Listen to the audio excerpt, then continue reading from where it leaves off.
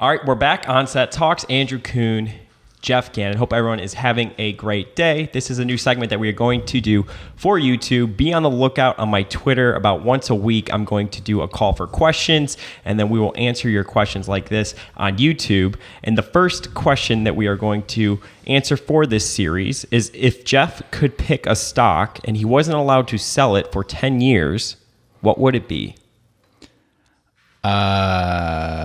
That's a really good question. I can't name any stock that we might own that we don't disclose. So it could be something there. But for very big stocks, I think I mentioned a long time ago that it would be Disney if someone had to buy a stock and hold forever. Okay. Yeah. Now, I don't know that Disney's that cheap right now and stuff and all that kind of thing. And 10 years is, it's long, but it's not forever. But yeah, if someone was saying you have to put this in some foundation, you have to do whatever, and you know that they won't ever change it, the stock I would have picked for that is Disney, yeah. What do you feel about their new push into streaming?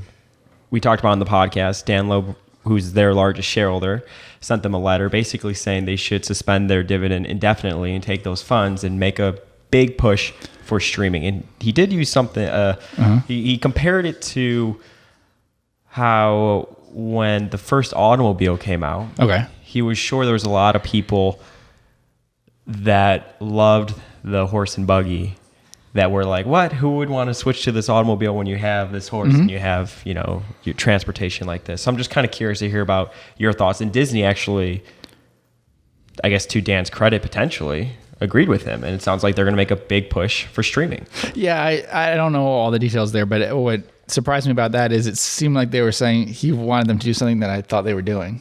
I thought they were making a very big push into streaming. I mean, they control three things that they are able to do together, Hulu, ESPN, and Disney Plus, and kind of drag, especially in the US and other places too, I think, drag ESPN along with that. I mean, I think Disney Plus will really protect ESPN, which ESPN is not such a wonderful asset to own anymore as compared to Disney Plus.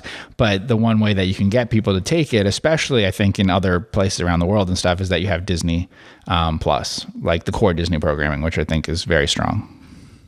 Yeah, because Disney's response was, in light of the tremendous success achieved to date in the company's direct-to-consumer business and to further accelerate its DTC strategy, the Walt Disney Company today announced a strategic reorganization of its media and entertainment businesses, basically saying that it's going to focus more on that. So I thought that was interesting. Disney's the stock that you would look to buy. Yeah, I mean, if I had to, if I knew that someone would never sell a stock no matter what, I couldn't reverse the decision and stuff, I think Disney would be very high there. But like I said, I don't know that it's cheap now or anything like that, and it's a huge company, and you're never going to have as good results in a giant company as a small one and all that sort of thing. But if I had to have something that, was to preserve a fortune or whatever, yeah, it would be Disney. Yeah. Got it. Cool. Well, thank you so much. Be on the lookout for future Q&As, and we will see you in the next YouTube video.